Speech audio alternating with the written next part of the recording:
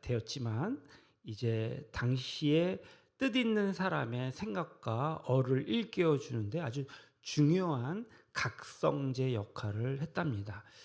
이 잡지는 고 함석헌 선생님 그가 이 잡지에 한석헌 선생님이 성서적인 입장에서 본 조선의 역사라는 글을 계속해서 연재하면서 한국 역사를 기독교적인 전망으로 성찰했는데요. 그는 그런 종교적인 입장에서 쓴 책이 과연 올바른 우리의 역사를 조명할 수 있느냐 하는 이 문제가 제기될 것을 미리 예견하면서 성서의 자리에서만, 성경의 자리에서만 올바른 역사를 쓸 수 있다라고 이렇게 주장했습니다. 그 이유는 세상의 진정한 역사 철학은 실상은 성경밖에 없기 때문이라고 말합니다. 성경이 말하는 인류의 구원하기 위한 그 구원 사관이야말로 역사를 바라보는 바른 안경 같은 것이라고 말합니다. 그렇죠? 성경적으로 역사를 바라볼 때에 모든 역사의 흐름을 우리는 이해할 수 있습니다.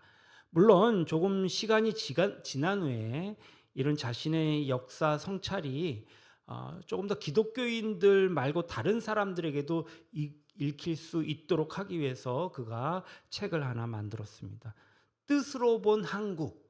그러니까 여기에는 조금 성경적인 의미가 들어있는 제목으로 책을 출간하게 됩니다. 그는 이 책에서 우리가 한 사람을 통해서 전 인류를 담아낼 수 있는 것처럼 한 민족을 통해서 세상 전체의 역사를 조망할 수 있다라고 말합니다. 그것이 우리가 하나의 민족인 이스라엘 역사를 다루는 성경을 연구하는 이유이기도 하다고 말하고 있습니다. 이 하나의 민족의 역사로 우리는 인류를 다스리시는 하나님의 큰 뜻을 알아낼 수 있기 때문입니다. 그래서 우리는 성서에 집중하는 것이죠. 우리는 동일한 이유에서 구원사관이라는 독특한 성경적 관점에서 우리 한 민족의 역사를 또한 연구할 수 있어야 한다고 생각합니다. 오늘 지도자 모세를 통해서 이스라엘을 출애굽하게 하신 야훼 하나님은 광야 생활을 거쳐서 이제 약속의 땅으로의 입성을 앞두고 모세 대신 새로운 지도자를 세우고자 합니다. 그의 이름은 바로 여호수아입니다. 누구를? 어서 들어오세요. 예, 들어오세요. 네. 반갑습니다. 환영합니다.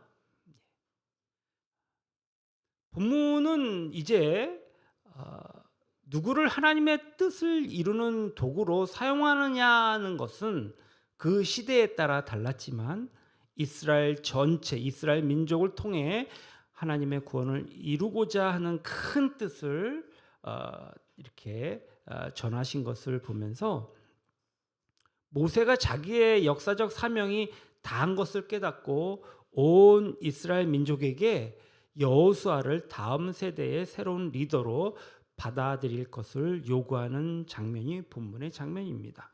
일종의 세대 교체를 공식적으로 선포하는 대목이 올시다. 다음에 올 역사를 내다보면서 우리의 다음 세대를 향한 우리의 소명의 레슨은 무엇이었을까요? 첫째로 하나님이 친히 다음 지도자를 예비하신다는 레슨입니다. 모세의 뒤를 이을 그의 자리를 계승할 지도자가 여호수아였습니다. 다 같이 3절을 함께 보겠습니다. 여호와께서 이미 말씀하신 것과 같이 내 하나님 여호와께서 너보다 먼저 건너가사 이 민족들을 내 앞에서 멸하시고 내가 그 땅을 차지하게 할 것이며 여호수아는 그 앞에서 건너갈지라. 또 7절 말씀을 보겠습니다. 모세가 여호수아를 불러 온 이스라엘의 목전에서 그에게 이르되 너는 강하고 담대하라. 너는 이 백성을 거느리고 여호와께서 그들의 조상에게 주리라고 맹세하신 땅에 들어가서 그들에게 그 땅을 차지하게 하라. 모세는 자기의 인생의 한계를 인정할 줄 아는 사람이었습니다. 대부분 독재자가 후계자를 용납하지 않는 이유가 자기 한계를 인정하지 않기 때문이죠. 그래서 리더의 자리를 양보하는 것이 그리 쉬운 일은 아닙니다. 마치 인조가 그의 아들에게 세자에게 물려주기를 거부했던 것처럼 아마도 욕심이 그 안에 들어가면 이러한 현상이 벌어지는 것 같습니다. 본문 2절 말씀을 또 보겠습니다. 그들에게 이르되 이제 내 나이 120세라 내가 더 이상 출입하지 못하겠고 여호와께서도 내게 이르시기를 너는 이 요단을 건너지 못하리라 하셨느니라. 모세는 자기의 나이와 함께 찾아오는 변화를 솔직하게 인정한 것입니다. 더 이상 출입이 자유롭지 못하다라고 말합니다. 그리고 자기의 사명은 백성을 요단강까지란 것을 고백하지 않습니까? 요단을 건너 약속의 땅을 정복하는 것은 다음에 올 지도자의 사명임을 인지한 까닭입니다. 이런 모습이야말로 성숙한 하나님의 사람의 모습이 아닐까요? 한 설교자는 모세의 인생을 세 단계로 나누어서 말하는 것을 들었습니다. 처음 40년은 특별한 사람의 단계라고 하겠습니다. 바로 궁중에서 최고의 교육을 받은 그는 모자랄 것이 없는 사람이었습니다. 그래서 감히 이스라엘의 구원자를 자처하고 나선 것이겠죠. 그러나 그런 자신감은 여지없이 벽에 부딪히고 그는 광야로 피신할 수밖에 없었습니다. 둘째 40년은 나는 아무것도 아닌 사람의 단계라 하겠습니다. 미디안 사막에서 양을 치면서 모세는 자기라는 존재가 별 볼 일 없는 그저 사막의 먼지 같은 존재임을 깨달았습니다. 그리고 세 번째 이스라엘의 구주자로 쓰임받은 마지막 40년은 하나님의 사람임을 인식하는 단계였습니다. 하나님이 써주실 때에만 비로소 유익하고 쓸모있는 인생을 살 수 있다는 것을 자각하는 단계이겠죠. 그리고 하나님의 때가 되면 물러갈 줄도 알고 하나님이 준비하신 승계자를 인정하고 세워야 하는 것입니다. 여호수아서 1장 1절에 보니까 여호와의 종 모세가 죽은 후에 여호와께서 모세의 수종자 눈의 아들 여호수아에게 말씀하여 이르시되 했습니다. 그러니까 예수와 구원자라는 뜻이기도 합니다. 여호수아는 본래 모세의 수종자였습니다. 그것은 어쩌면 하나님의 주권 아래에 예정된 자였을 것입니다. 그러니 모세와 함께하며 그의 리더십을 배운 여호수아를 때가 찬 시각에 하나님은 모세의 승계자로 세우신 것이겠지요.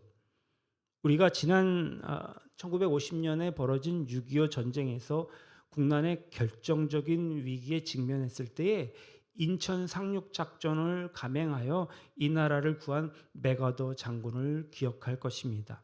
그런데 이 전쟁이 끝나고 휴전과 평화로 인도한 것은 사실 맥어더가 아닌 아이젠하워 대통령이었습니다.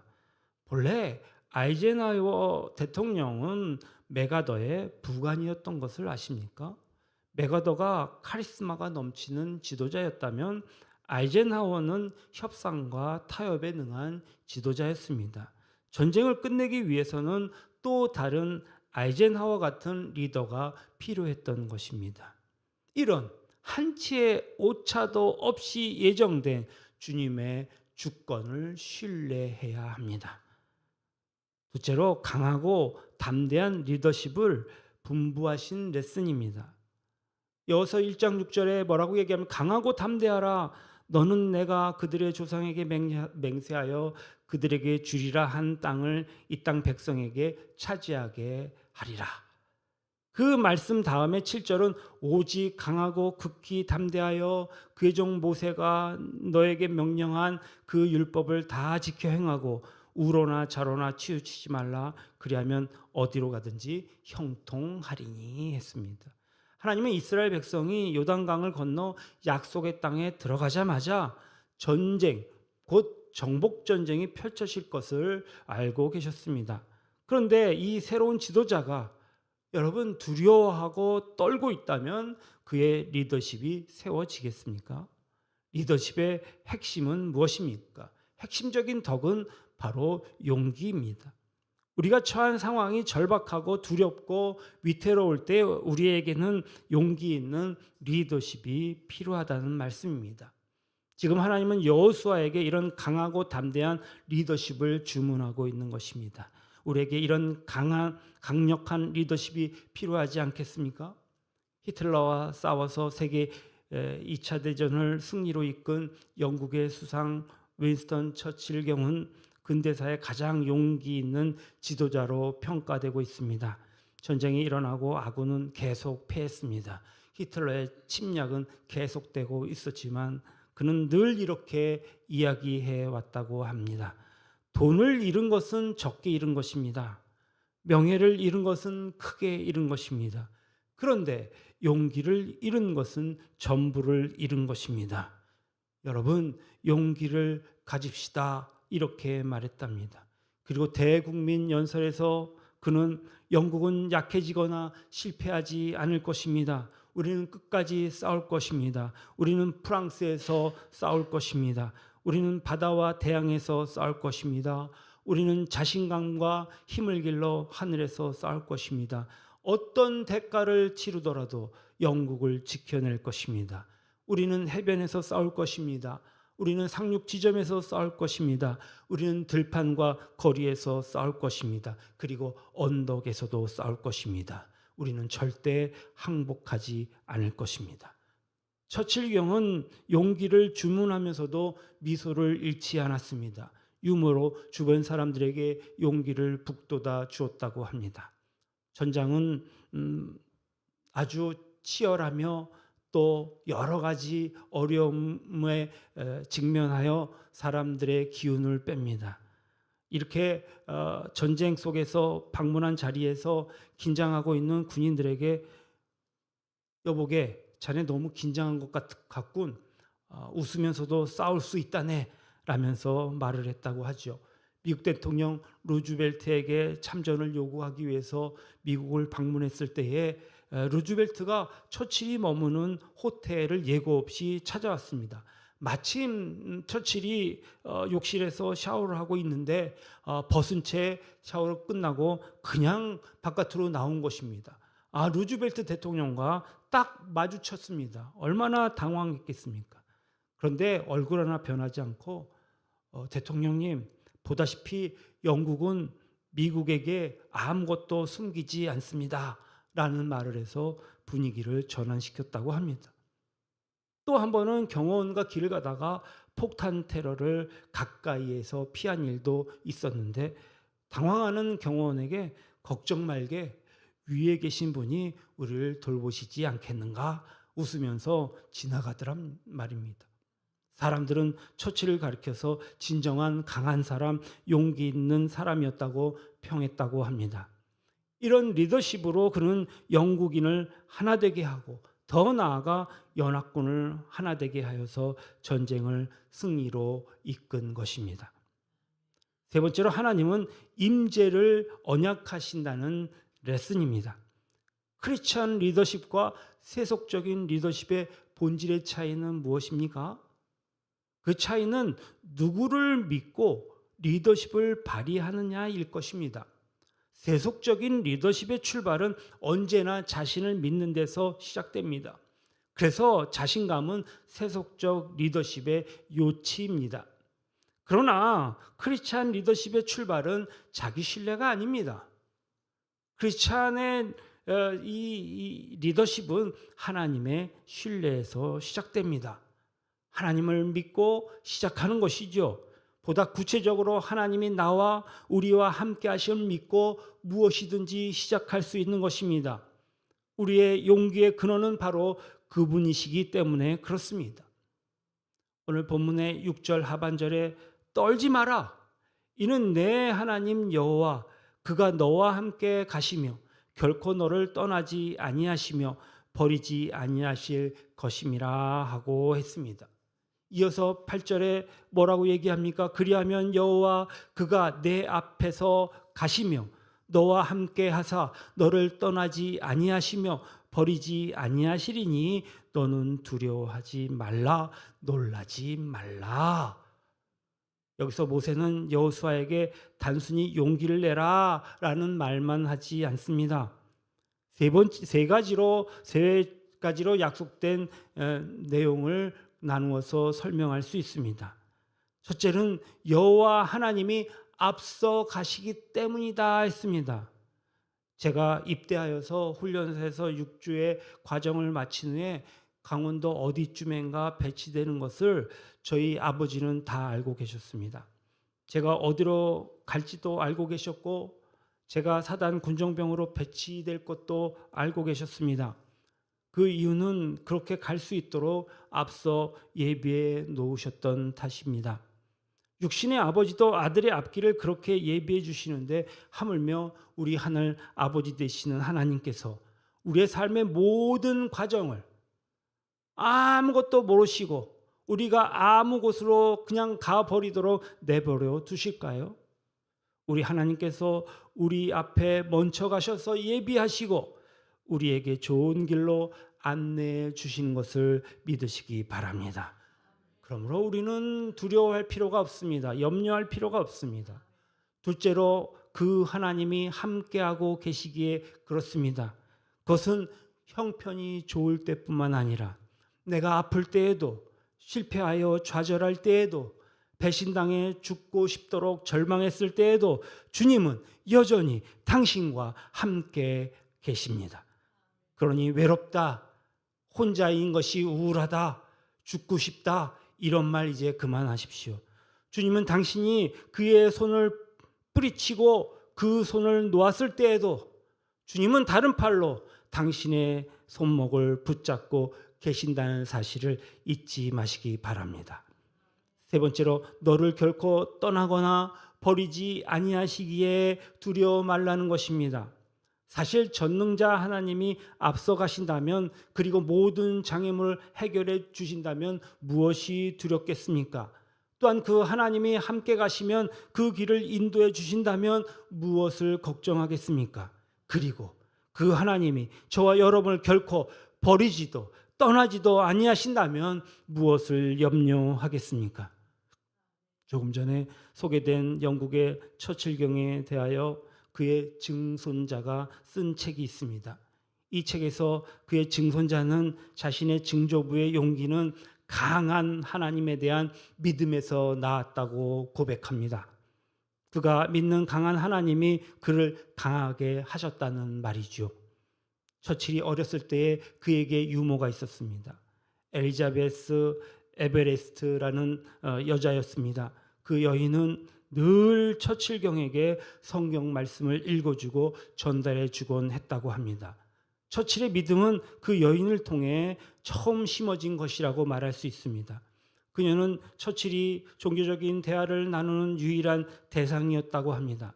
처칠은 친어머니와는 오히려 거리감을 느꼈지만 유모와는 모든 것을 터놓고 이야기하는 사이였다고 합니다. 처칠은 한때 유모에게 쓴 편지에서 10만 번의 키스를 바친다는 기록을 적어 놓았습니다. 그래서 처칠은 공개적 크리스찬은 아니었지만 이 유모를 통해 기독교적인 신앙을 수용한 그리스도인이었다고 증손자는 기록합니다. 그는 전쟁 중에서도 신이 자신을 기독교 문명을 수호하기 위해 선택하셨다고 말을 했습니다.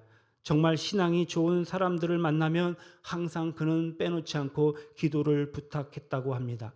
그리고 응접실에는 탁자 위에 성경을 펴놓고 읊조리며 기도하고 있었다고 합니다. 전쟁이 한창일 때 그는 이렇게 읊조리며 기도하였다고 합니다.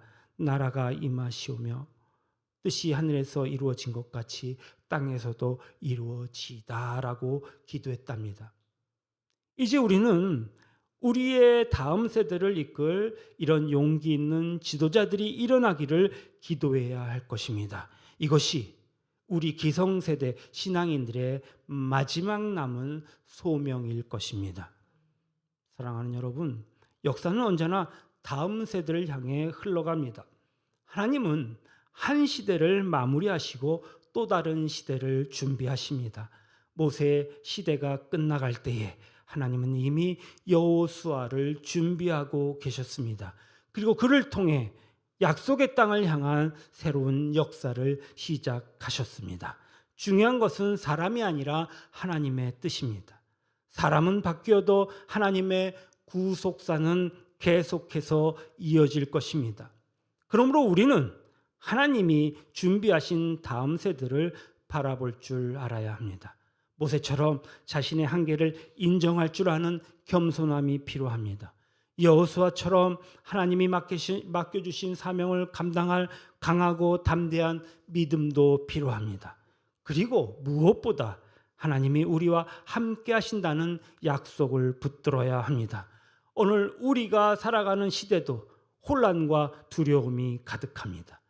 가정에서도 교회에서도 나라와 민족도 새로운 리더십을 필요로 하고 있습니다. 그때에 하나님은 여전히 말씀하십니다. 강하고 담대하라. 두려워 말라. 내가 너와 함께 하리라. 사랑하는 성도 여러분, 우리의 힘으로 미래를 감당하는 것은 어불성설입니다. 앞서가시는 하나님, 함께 하시는 하나님, 결코 버리지 아니하시는 하나님을 신뢰하며 나아갈 때에 가능합니다. 우리 모두가 믿음의 다음 세대를 세우는 사람들 되기를 바랍니다. 그리고 하나님께서 준비하신 사명을 끝까지 감당하는 충성된 주의 백성들이 되시기를 주님의 이름으로 축원합니다. 주님의 이름으로 축원합니다. 기도하시겠습니다. 거룩하시고 은혜로우신 하나님 아버지, 한 시대를 인도하시고 또 새로운 시대를 열어가시는 주님을 찬양합니다. 모세를 사용하셨던 하나님께서 여호수아를 준비하셨듯이 오늘 하나님의 나라와 이 민족 가운데 필요한 사람들을 세우시고 사용하심을 믿습니다. 주님, 우리에게 모세와 같은 겸손함을 허락하여 주십시오. 자신의 한계를 인정할 줄 알게 하시고 하나님의 때가 되면 물러설 줄도 아는 성숙한 믿음을 허락해 주십시오. 또한 여호수아와 같은 강하고 담대한 믿음을 우리에게 허락하여 주시옵소서. 이제 두려움과 염려 앞에 무너지지 않게 하시고 하나님의 약속을 붙들고 믿음으로 전진하게 하여 주십시오. 특별히 이 세대의 지도자들을 붙들어 주십시오. 가정의 리더, 교회의 리더, 나라의 지도자들에게 하나님을 경외하는 지혜와 용기를 허락하여 주십시오. 무엇보다 우리와 함께 하시며 결코 떠나지 아니하시고 버리지 아니하시는 하나님의 임재를 날마다 경험하게 하여 주십시오. 우리의 다음 세대가 하나님을 떠나지 않게 해 주십시오. 믿음의 유산을 이어받아 하나님의 나라를 위해 쓰임받게 하여 주십시오. 우리 모두 끝까지 하나님께 붙들린 인생으로 살아가게 해 주십시오. 하나님께서 맡기신 사명을 충성스럽게 감당하게 해 주십시오. 예수 그리스도의 이름으로 감사하며 간절히 기도드렸사옵나이다. 아멘. 내 주 하나님, 넓고 큰 은혜는 저 큰 바다보다 깊다. 넓고 닷줄을 끌러 깊은 대로 저 한가운데 가보라. 넌 넉을 떠나서 창가에 배 띄워 내 주께서 은혜의 바다로 내 맘껏 왜 너 인생은 언제나 거기서 저 큰 바다 폭결 보고 금이 모르는 깊은 바다 속을 한번 헤아려 난 보나미 너